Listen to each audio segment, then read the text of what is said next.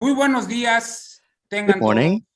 bienvenidos al podcast de Welcome TADAT. to the TADAT Mi nombre es podcast. Daniel Álvarez, I yo am soy Daniel especialista Alvarez. senior I'm a fiscal senior en la unidad fiscal de política specialist fiscal at del Banco the Mundial, Fiscal Policy basado en Unit la of the ciudad de World Bank, Washington. based in Para mí es Washington, un D.C. privilegio el día de hoy It is tener a esta true reunión privilege con today to ustedes. host this En esta TADAT ocasión es un podcast, tema que where está we will be dealing en la mesa with y en la a mente de todas las topic that personas is que in nos everyone's escuchan, los mind administradores tributarios of especialistas y tax nuestras estructuras de la specialists, región, tax que se administrators in refiere the a region. la The colaboración para el topic is desarrollo técnico de collaboration administraciones for the tributarias technical en las development of tax regiones de América administrations Latina y in el Latin Caribe. America and the Caribbean. Antes que nada, permítanme por favor To begin presentar with, a I mis would like queridos to amigos y amigas introduce my que me colleagues van a acompañar o nos van a who acompañar a are todos joining este us día today en esta charla. Primeramente for this quisiera conversation. presentar a mi I'd estimado like colega to Marcio introduce Verdi. Él my es el friend and secretario colleague, ejecutivo de la Marcio Verdi, who Interamericana de is the Administraciones executive Tributarias, secretary TIAT. of the Conocemos nuestro Inter-American querido Center of Tax Administrations. Welcome, Marcio. Thank you very much, Daniel. I'm truly delighted to be joining you for this podcast and joining the audience as well. We, I'd love to be here to try to share our concerns and talk about the trying times that we're going through. Thank you, Marcio. I would also like to introduce my friend and colleague, Emilio Pineda, who is the chief of the Fiscal Management Division at the Inter-American Development Bank. Good morning, Emilio. Welcome. It is a pleasure to see you. Thank you, Daniel. I'm delighted to be here joining you and Marcio and all of you. Thank you very much for the invitation. And we are delighted. I'm delighted to be here. Thank you very much. And I would also like to thank the executive secretary and technical director of TADAT for making this conversation possible. It is a privilege to be here with you today and host this conversation. In addition to our ties of friendship, we have a vast experience in working together and joining efforts to support the tax reforms in the region from each of the organizations that we represent. It is a pleasure to share this conversation, to share this platform with you today, and with the friends and colleagues that are joining us today to listen to this conversation. The purpose today is to hold a conversation around three issues of common interest. To begin with, I will ask an open-ended question about the three topics that we will be dealing with today so that you can share with the audience your thoughts and experiences. We have allotted 5 minutes to each of your interventions, and then we'll leave time for question and answers at the end of the podcast for those colleagues and friends that are joining us virtually. So without further ado, let's go right into the first topic that we're going to talk about today. How do you see the region, Latin America and the Caribbean, today,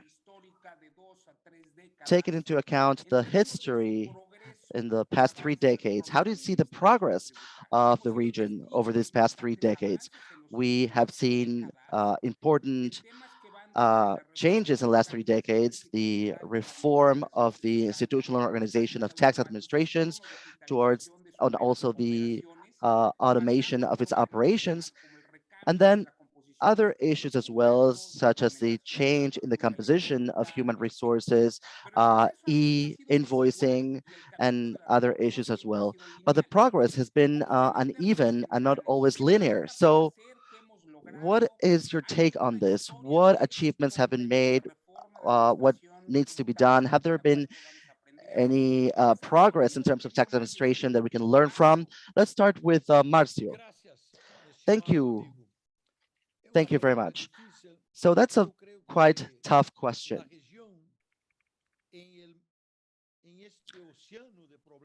The region, amid the challenges that it's facing, fiscal challenges, economic, social challenges as well, inequality,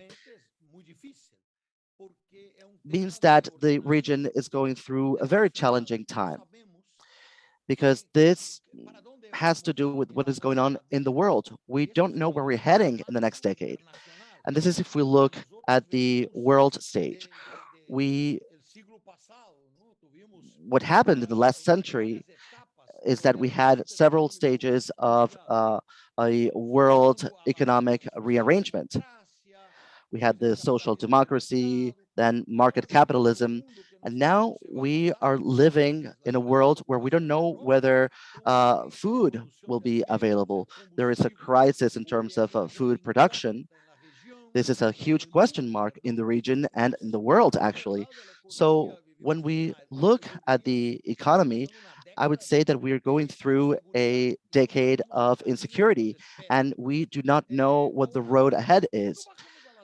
Now, when we look at tax administrations, I believe we have made significant headway. There are several success stories that we have seen in terms of tax administrations, such as in Honduras, who created the SARS, the Internal Revenue Service of Ecuador, which has become quite solid. So there are many examples of progress in the region. Uh, in the use of technology as well. So that means that we are faring quite well. But we have made a lot of progress. The Dominican Republic also, even though they're trying to increase their level of revenue collection, I believe that in the last decade, the region fared quite well in terms of tax administrations. But the situation remains challenging because when we put ourselves in the shoes of a tax administrator, we see that they don't know where to start from. They're trying to increase revenue because of the pressure they're under to offer more resources and address social demands. But then there are technical experts who tell us that we have to make elections on the metaverse and using blockchain. And these are quite um, these are topics that they don't understand very well. So we have also the CFC, FACTA, country by country report, the pillar 1 or 2 that I'm not going to elaborate on now, transfer pricing, all the BEPS related actions. And these actions are all very challenging when it comes to implementing the disclosure of tax planning. So let's imagine that you're able to succeed in asking taxpayers to submit their tax planning. Are we ready to answer the questions related to this? Well, I think that most are not. So as we can see, there are many challenges. Pillar 1, Pillar 2, technology. And then where is the problem? Well, I believe that the source of the problem, the main weakness, is the human resources. The region has countries with tax administrations that have structured career streams, that have the ability to hire more human resources. We see that in Chile, for example. But today, in order to reduce the gap among tax administrations, it is up to us, the World Bank, SIAD, and all other organizations, it is up to us to promote the strengthening of the human factor. And I believe that's where we need to focus our efforts. And we can discuss other issues as well, but we have to encourage countries to work more intensely on hiring more human resources. and make sure that the tax administration is attractive to young employees in the who are still in college, for example. And in order for us to face this decade, and we're in 2022, we don't know what's going to happen in 2030, but I believe that the biggest weakness here is the human factor. We need to work hard on this, on selecting, training, and capturing human resources in order to build upon our achievements and not uh, uh, lose momentum because of the huge challenges we're facing. Thank you, Marcio. And yes, I completely agree with what you said regarding human resources. Sometimes we get lost in technical details in digitalization, but we have to start with the digitalization of our brains, of our human resources. Emilio, what's your take on this? How do you see the region? Are there any success stories would you like to share? What is your view in general about this? Thank you, Daniel. I agree with what Marcio just said, and I'd like to elaborate on a couple of points. We believe that the fiscal circumstances of the region right now are quite complex. And our estimates indeed show that as a result of the economic downturn that we expect for this year and the upcoming years as well, and also in view of the price of commodities, the debt levels in the region that had seen a reduction in 2021 will continue to be above 70% of GDP. And this will affect some countries more than others, especially commodity importers or the ones that rely on tourism, but also commodity exporting countries will see an impact in their public finance. So the first thing I'd like to mention, and this has to do with what happened 20 years ago, or compared to what happened 20 years ago, we have the highest debt levels in the region that we have seen quite a long time. So this means that the public finances are quite weak, and also we are seeing growing interest rates. So now more than ever, tax administrations are essential in order to achieve further efficiencies in revenue collection. And this is more urgent and essential than ever.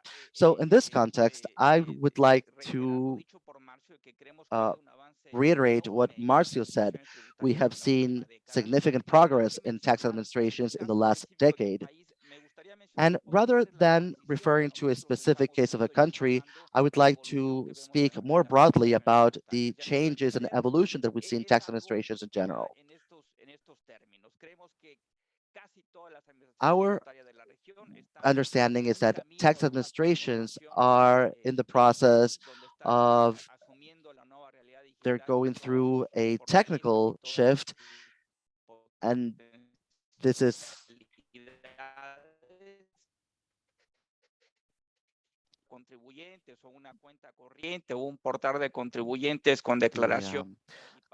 the taxpayers, online payments, also some other reforms, such as the implementation of e-invoicing and the increasing role of risk management, use of digital tools. And I believe that this is what's happening in several tax administrations in different countries like Brazil, Mexico, and Chile, who are already using data intensively. That is to say, the data from e-invoices.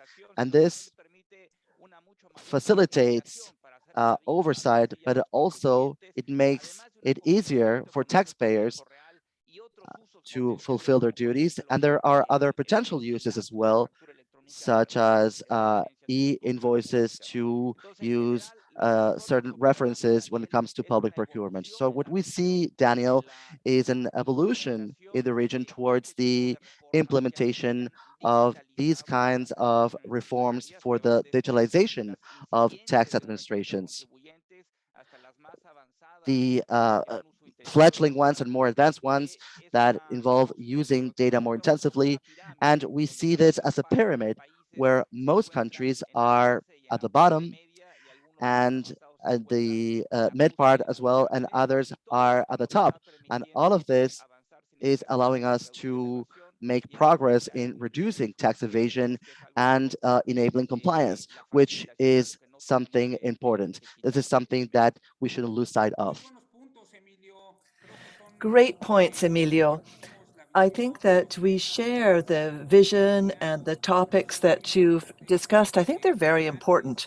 They're very relevant in terms of the structural change in tax administrations. These are leading to new paradigms in management of tax administrations, paradigms that used to take 5 or 10 years to arrive. But now we almost have a new paradigm every 2 years, so it's very quick. Wonderful. Emilio, thank you. And if you, Emilio, Marcio, let's go on to a topic that is the core of today's discussions, which is a collaboration amongst international organizations to undertake these reforms. Undoubtedly, there's a great deal to be done in the future, as well as much that has been achieved. But let me put something on the table that I think that is very interesting. The gap between average tax collation in Latin American and Caribbean countries and the OECD has reduced or declined over the past 30 years. This is quite something. In 1990, the gap was equivalent to approximately 15 percentage points of GDP on average. Now, the gap has been bridged to 10 or 11%, depending on where we look at after the pandemic. So that means that in terms of reinforcing tax collection, where the reform was very important and the role it played was very important, that gap has been closed importantly. So the question now is what to do so that we continue to bridge that gap.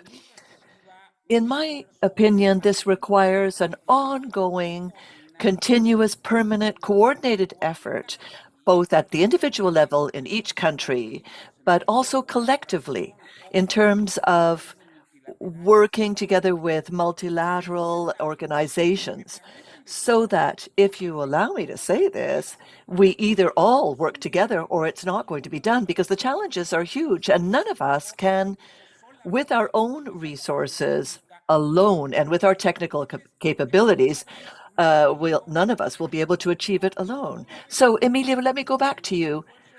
What do you think in terms of the collaboration coordination efforts amongst institutions, organizations, amongst ourselves, CIAT, IMF, World Bank, IDB, all of whom are critical in these efforts? What have we done to collaborate? How can we do this better? How can we improve it? How have we achieved what we have achieved? Daniel, thank you very much. First, I completely agree with what you said. In the IDB, we completely agree that it's indispensable to have a very close collaboration with the different international organizations so as to be able to support the region in the most effective way possible. So we're absolutely convinced of this. Let me summarize the dimensions on which we collaborate and where we can continue to delve deeper in that collaboration into three dimensions that are schematically helpful for visualizing. First is what I would call the dimension of knowledge, a dimension where all of these changes that Marcio was referring to, that those that you referred to too, Daniel, a new paradigm every 2 years, it's indispensable to be able to process these new paradigms with knowledge products that enable us to enable the region to understand what the reforms, the new frontiers, findings that have to be implemented.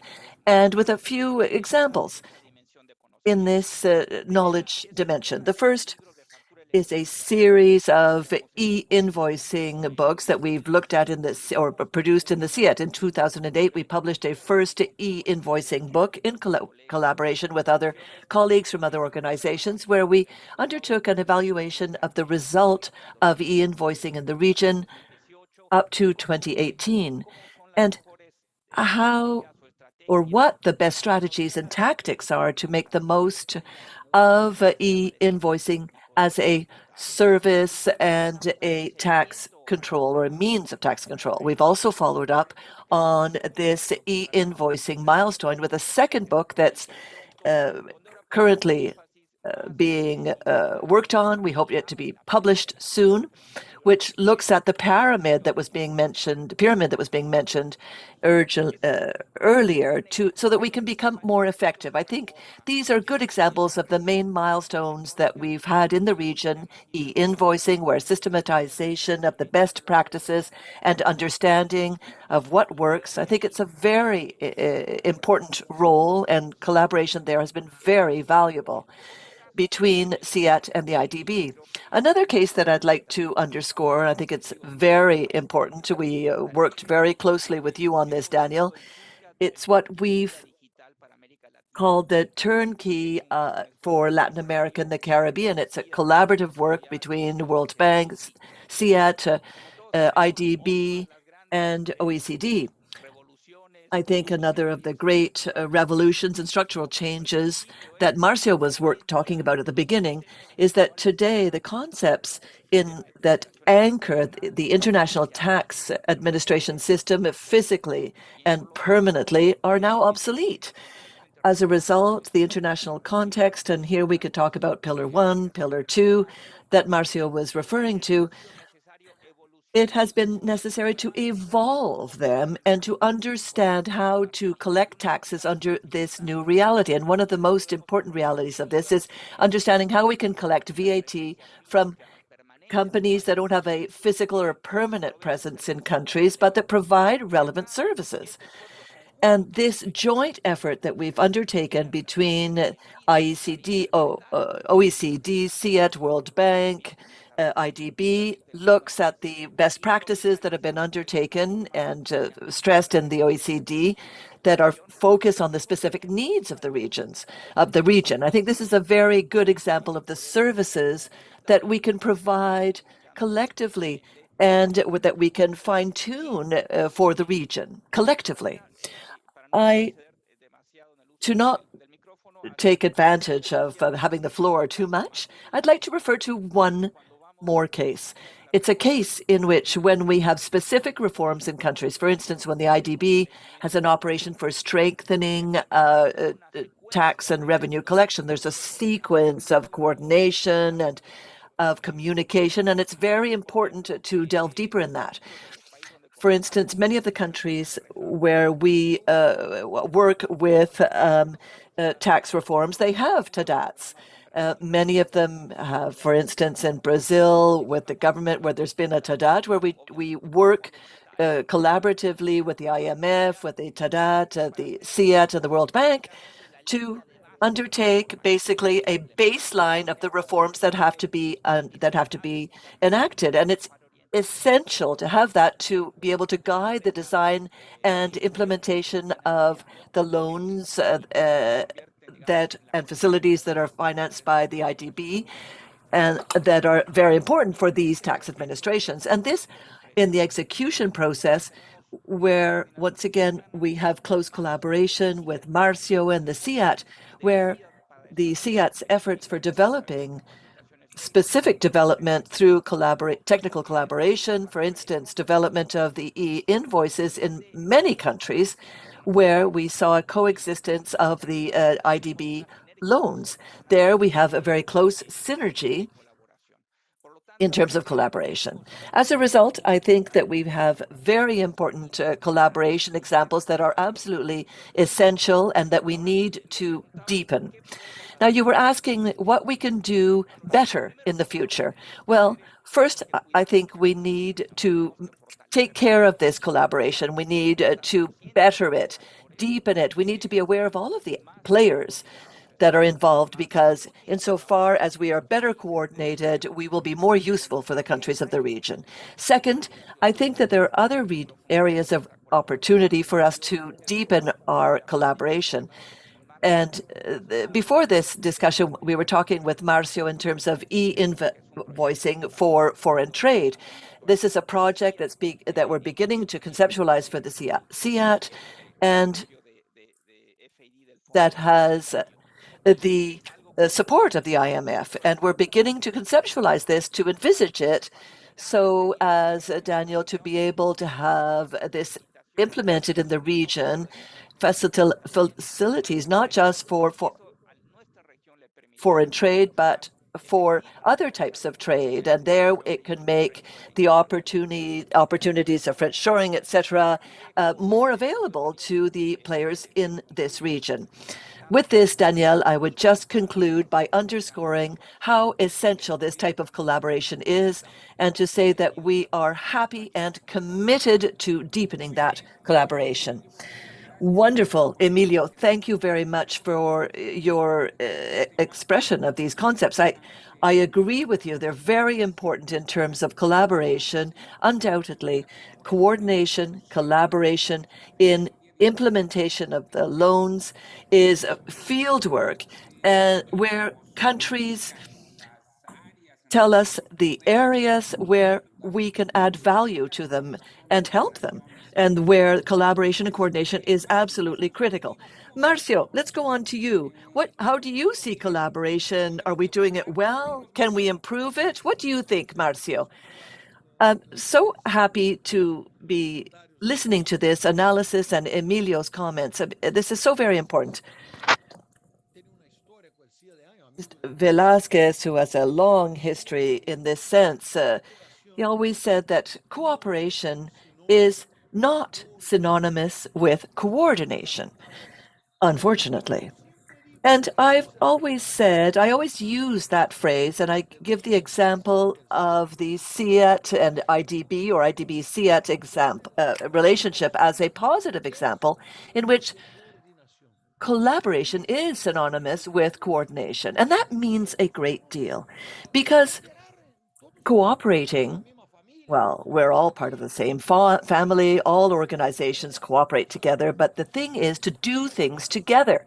It's not easy to take a program such as Proficio, a spectacular program in Brazil. The program has traits that leads me to the Proficio program. It's like the tide. It elevates. It makes all of the ships rise in the ocean. When we were with the IDB for 4 years on this project that was very complex, now we're working on finishing other projects in Maranhão, and we never needed to support the Proficio in São Paulo, for instance. But that work, that joint work, requires confidence and knowing that we can do it together. For instance, we've worked with Colombia, El Salvador, Honduras on many projects, and the history dates back to 1982. The first regional project was a customs project where CIAT worked with the IDB, a great project that was a milestone project, really. And I think since then, our statistics reach up to 200 different projects. And I would say that almost half of those projects were undertaken with IDB funds, of the loans undertaken regionally and locally provided by the IDB. So for CIAT, this has it's been critical in terms of our technical assistance activities to be close to the IDB and the IMF, with adjustment programs and the IDB supporting modernization, for instance. And clearly with CIAT working in the field together with tax administrations on 3-year projects, for instance. CINIAT built a project for CIAT with the World Bank or IDB funding, I think, over 3 years. And this type of stories have gone through many different countries. And today we can see this worldwide. You know that going through in SIAT, we've created the network of tax organizations. And this is a new organization, an initiative that brings together SIAT and the other regional SIATs. For instance, the PITA, the 6 small Pacific islands, such as Marshall Islands, Fiji, Samoa, and Papua New Guinea, And they are members of this network, even ATAIC, which is the Association of Islamic Countries. It's a smaller SIAT that is based in Sudan. We held several bilateral activities with them. And next week, we'll be holding an event to discuss modernization based on Pillar 1 and 2 with ATAIC. And this is an organization that will surely grow because of its great potential. It covers different countries: Indonesia, Malaysia, Morocco, and others as well. All these countries are members of that organization. So now we can clearly see why I'm talking about NTO and other organizations as well, because there is a global need to work together. I believe that no country can say today that they're going to do things their own way, because partnerships are essential and they require collaboration. As I was saying before, I talked about the support that is being offered by the African Development Bank to ATAF, as well as the Asian Development Bank, which is a member of ISORA. So development banks are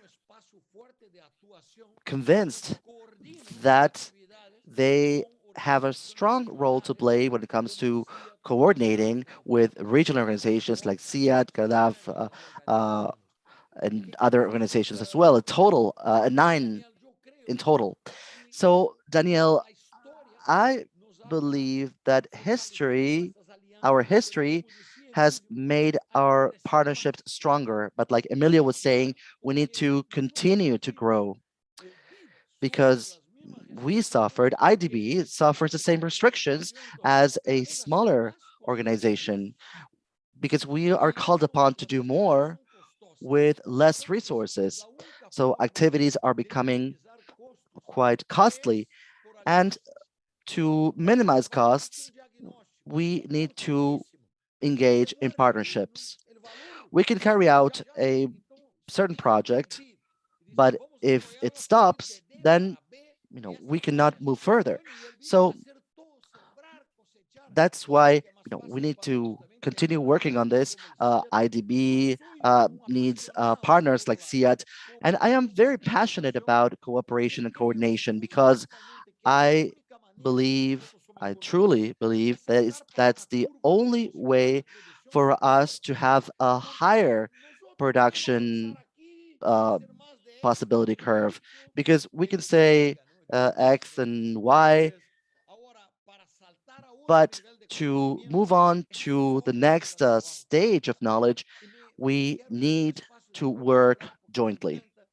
And I hope I have more time to delve into this later. I want to refer to what Emilio was saying about facilitation and use of e-invoicing.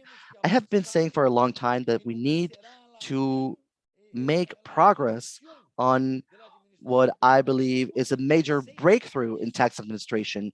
When I started working in the fiscal administration, what I heard was that we need to force taxpayers to uh, submit their tax declarations. But today, I believe that we can no longer do that. We're living in a time where we have to use e-invoicing, pro forma reports. We have uh, countries like Chile that are using um, pre-made reports of VAT for legal entities as well, and that will reduce the cost of transactions. And also, and this is something that we also need to make progress on in Latin America, is the conflict resolution. And when sometimes I am at a seminar and we talk about conflict resolution, but we should work actually not so much towards conflict resolution, but actually towards avoiding conflicts. Peaceful resolution of conflicts, well, that entails that there is a conflict already. So these uh, pre pro forma declarations will facilitate and taxpayers compliance and will reduce conflicts. And this is something that is up to tax administrations. Tax administrations need the support from the IDB and the World Bank and the fund, which is critical to modernize the tax administration. And we're very delighted to be part of this effort as well. Thank you, Marcio. I completely agree with you, and I'm also very passionate about collaboration and coordination. We are in this together, and we know that the challenges are quite are very significant. And in my experience working with other regions where the World Bank works to implement reforms, I believe that the framework for collaboration and coordination among financial institutions in Latin America and the Caribbean, both in formal and informal terms, is truly an example. I believe it's a model that it can be replicated in other regions where SIAT, the IDB, and IMF have played a critical role. And in the context of this, we should see in both formal and informal terms, because as you know, Marcio, we have been working on this for many years. Before the pandemic, we would meet quite frequently. We would see each other at different meetings and seminars, and we built a network of specialists, and we can even consider ourselves to be an extended family. And also, in terms of collaboration, I wanted to underscore that ultimately, those who are mainly responsible for carrying out reforms are the country authorities, because they are their the ones that take the lead in their countries, and we're there to support them. But at the end of the day, the success of those reforms will depend on the leadership and management capacity of the country authorities in order to move forward with these reforms. And talking about TADAT and successful stories of collaboration, I believe that TADAT is a good example of this. Why was TADAT so successful in the region, in Latin America and the Caribbean and others as well? Well, this is something that we must highlight.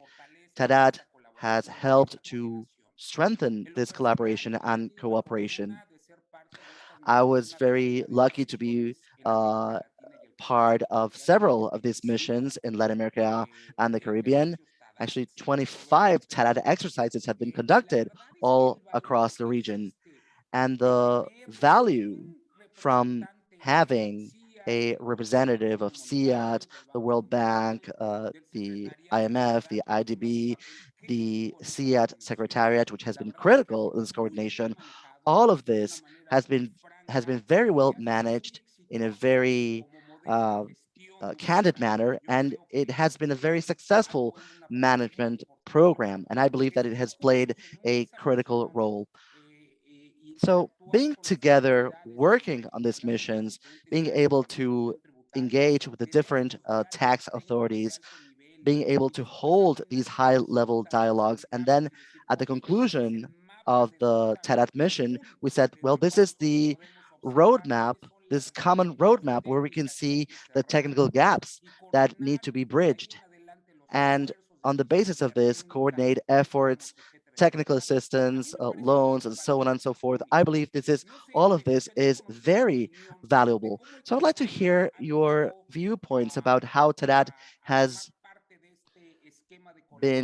has played a role in this context of coordination and collaboration among us.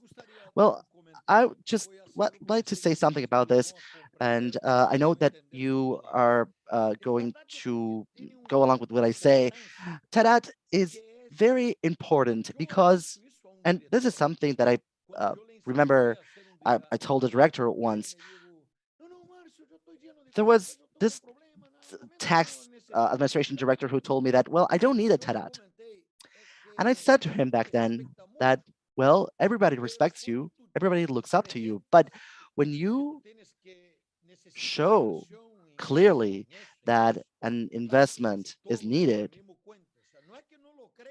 people will say, well, we hear this every day. But it's a different thing when you go to a meeting, to an assembly, and we say that you need to modernize the current account or other things as well. There is a What makes a difference is when a director goes to speaks with the minister or to the president, and they show a diagnosis carried out by external authorities. We had an expert from IDB, from another country, or from the World Bank, and they were here to analyze our situation. And they told me that there are 12 areas that got a D score. So that means that we need to act to improve the score. So if I were the tax director in the country, the first thing I would do is to rely on TADAT to assist in my conversations with the minister or the president because it has a strong political factor, which is, this is a diagnosis tool. It may not be the best, but it is a recognized tool that spans many areas, and it provides support for a tax administrator. And I believe that this is a key role that TADAT plays. It it is something that is an independent tool that substantiates the needs of the country. I completely agree with Marcio and Daniel. We have worked on around 20 missions in the region, especially in Brazil. And I would say that TADAT's added value comes from what Marcio was mentioning. TADAT provides a robust, analytical, and consistent and comparable framework that serves as a benchmark to compare in a credible manner. And this allows countries to move ahead with reforms. I agree with what Marcio was saying. One thing is to have a self-assessment made by within the country, but another very different thing is to have a platform that has been used by other countries, that has been developed by independent third parties who are at a who are objective. And I believe that this substantiates the diagnosis, and therefore it's very valuable when it comes to supporting reforms. This is the first step in a reform process. But as we all know, the diagnosis is just the starting point. It is the stage where we identify what the needs are.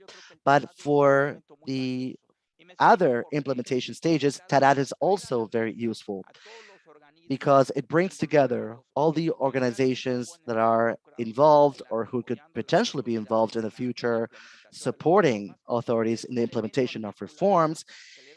It is an instrument that that makes it possible to coordinate the different stages that will be involved. TADAT shows a diagnosis, and by having the CIAD, IDB, the IMF, and other parties as well, uh, it allows for a more effective support for implementation of reforms. So if there's something that we support when it comes to the implementation of e-invoicing in El Salvador, we will work together with them, and we're working with CIAT, uh, with lending from IDB that finances technical activities from CIAT. This means that all the relevant parties are involved in the entire reform cycle, not only in terms of diagnosis, but also the implementation and execution of reforms. So this makes TADAT a very useful tool for those reforms to be successful in the future. Not only is it important that it's a good diagnosis, but that it be a credible diagnosis and that be agreed upon by the different players, and that leads to success. So it's a very valuable, useful tool, and we're very happy to continue to support and participate with TADAT. Yes, thank you so very much, Emilio and Marcio. I agree with your points. Como un punto adicional, el valor que tiene los ejercicios de entrenamiento, de capacitación previo a la View on the TADAT and exercises before TADAT work. I find that it's very, very valuable, not just in terms of preparing and having the information that's necessary to subsequently undertake the TADAT assessment exercise, but also to discuss good international practices so as to know what the standards are that take into account the experience of all of the world's tax administrations so that they can be taken as a parameter or a benchmark upon which the countries themselves can draw out their roadmaps. What good practices are in terms of evolution of taxes, how many days are required, what's the ideal, so as to have the resolution of a tax reimbursement, what's a good ratio entrega de declaraciones para los diferentes impuestos, etcétera, etcétera, y sobre los componentes returns for tax collection, etc., etc., in terms of risk administration, what are good practices, etc. So I think that this general outlook, discussing it with tax authorities in the countries prior to an assessment, I think this is very useful. Once again, it's common language that all tax poner de acuerdo. administrations and assessments have so that we can agree on all of this. If you agree, we can go on to some comments and questions that we've received in the chat. First, I'd like to recognize and express our appreciation to our colleagues that have connected from the Mid-East region. Middle East region. We've received a question from Abu Dhabi where they'd like to know where this exercise of collaboration and cooperation that we've had in Latin America and the Caribbean that we've discussed in this podcast, how that can be replicated, how it can be conveyed as a success story for the region. We've touched upon this briefly, but I'd like to hear your comments in that sense. And we've also received another question al principio sobre un tema muy importante que es la parte de los recursos humanos, incluso dentro de del podcast TADAT, dentro del programa ya. Within the TADAT podcast in the program, there was a specific program on human resources, but this is a recurring topic, of course. And como el TADAT, the question that we received is how can the TADAT tool be used to improve management of human resources and to see what areas of performance exist and how they can be seen as a clear area of risk in tax administrations. We've looked at this. We know that this is a very important topic, as you mentioned, Marcio. Those are the two questions that we've received so far. Emilio, your comments. What do you think? I would begin with my colleagues from Abu Dhabi and their question. This is a driving region of the world's economic activity, the region of the Middle East, the Arab Emirates, United Arab Emirates, etc. Because of the zakat tax, the religious tax, I was honored to take part in a very important conference in Saudi Arabia that dealt with this. It was very important for me to see the level of development of tax administrations of the countries in the North African region. And I believe that it would be important for countries to strengthen É uma associação CIA, ATAIC, for instance, an association such as like SIAT or SIAT like organization, but of Islamic countries. For countries such as Saudi Arabia, Morocco, Malaysia, over 30 countries. núcleo de cooperação e intercâmbio de conhecimento entre países islâmicos. That could cooperation and exchange of information amongst Islamic countries with those that are at lesser development levels in terms of tax administration, together with others that have a higher level of resources. To answer the question from our friend from Abu Dhabi, to take a good look at the ATAIC organization that has progressed significantly.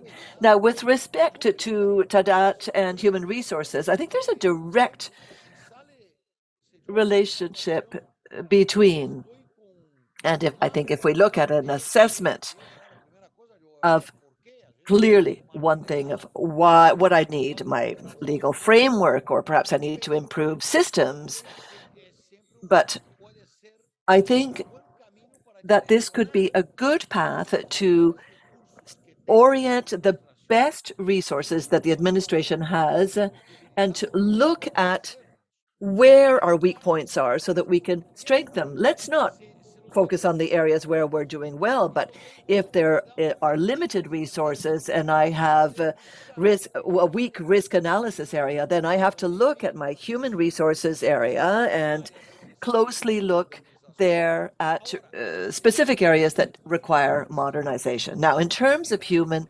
resources, it's very serious because TADAT will be looking at older tax administrations where human resources have an average age of 55 to 60. So it's time for another fabulous tool at the world level to come into play.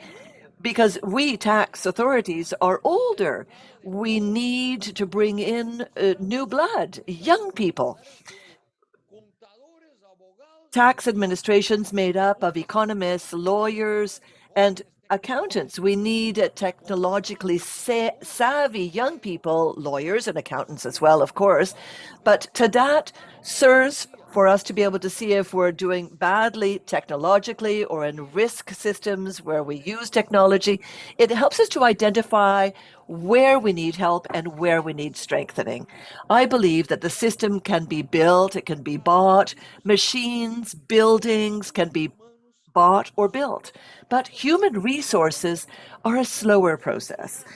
We need to select, we need to train, we need to gain experience. The capability of a young person to build systems, that person needs the experience of people who are on their way out because that experience is also hugely valuable. I think in TADAT, it is the main point that is the Achilles heel, really, strengthening the human factor of our administrations.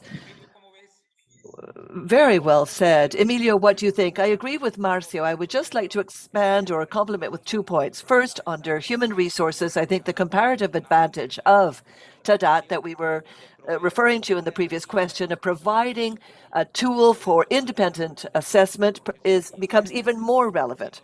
Because if there's something where in the reform process it's difficult to achieve, it is convincing convincing authorities to devote resources to human resources. And as Marcio was saying, TADAT points to the weaknesses of some of the processes and sometimes in human resources. So it becomes a doubly valuable tool that gives us credibility for our political leaders so that they can become convinced of the need to undertake this strengthening of human resources.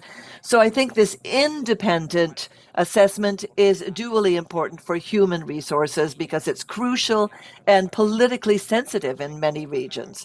Now, with respect to coordination or some of the lessons learned for other regions of the world, I would have a brief comment in which I would say that I think that this very successful alliance or partnership that we've achieved in Latin America, one of the keys there is that we jointly take part in the entire cycle of the reforms.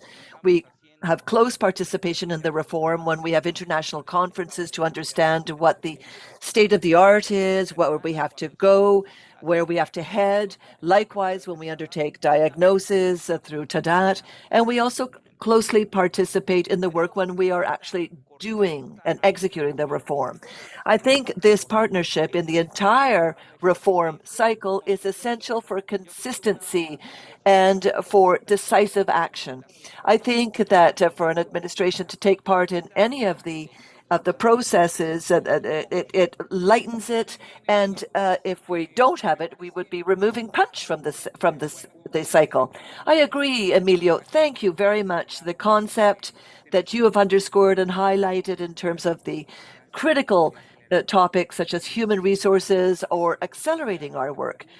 I'd like to close by giving you this question from the Middle East that's saying that the Secretariat of the TADAT and the CERTVAT Secretariat in Abu Dhabi will be providing a course for TADAT in Arabic. The first group of people to be trained the training will begin on June 27. These exercises and replicating cooperation and collaboration exercises and processes in the region have been very important. In my personal and professional experience working in the region, this is very important for the countries in the region where Latin American countries have already walked a certain amount of the length of this path. Independent tax collection authorities, for instance, many of the countries are heading in that direction. And the other, of course, is implementation of electronic invoicing, e-invoicing. Recently, TADAT has had requests for more information and bibliography on the topic, where experience in Latin America has been very important. Undoubtedly, it can be replicated depending on the context of each country. Ladies and gentlemen, time has flown. We're closing this session, this discussion. I know we could continue with you all morning long, all night long, but time is limited, unfortunately. I wanted to thank you for joining us. I wanted to underscore the message as well that we're leaving with you with this podcast. The tax administrations of Latin America and the Caribbean are facing difficult challenges because of the context, the economic context, not just reforms, digitalization, training of human resources, etc., that have been underway for several years, but also we've got the pressure, the fiscal, financial pressures that Emilio was mentioning at the beginning of the podcast in terms of public debt. We also have the need to retake economic growth in the region, where facilitating compliance with our tax administrations it's critical to improve self-return, self-filings, for instance. But on the table, we don't have just that, but we also have gender-based topics where we have to make the systems more friendly, more neutral in gender terms. We need to help in growth of green taxes. This is also of the utmost importance. We also have to have tax systems that are more progressive. And this is of particular interest, as we know, Emilio and Marcio, in the region, where we've got perhaps where we have the highest levels of inequality in the world. This is what's on the table. There's nothing left for us to do but to work hand in hand, my friends, colleagues. And in closing this podcast, I would remind our audience, our friends who have joined us today, that you continue to access the Secretariat of the TADAT at TADAT.org to be able to join TADAT Connect, where we can all have a chance to be part of this network of TADAT specialists or tax specialization network, where we're all joining forces in these efforts. Thank you very much, Emilio, Marcio. Thank you, everyone who have administered or managed the TADAT podcast, the Executive Secretariat of TADAT. Thank you for hosting us on this occasion. Once again, thank you all very much. Nos vemos a la próxima. Saludos. Muchas gracias. See you next time. Saludos. Imenso. Gracias. Gracias a Thank you ustedes. very much.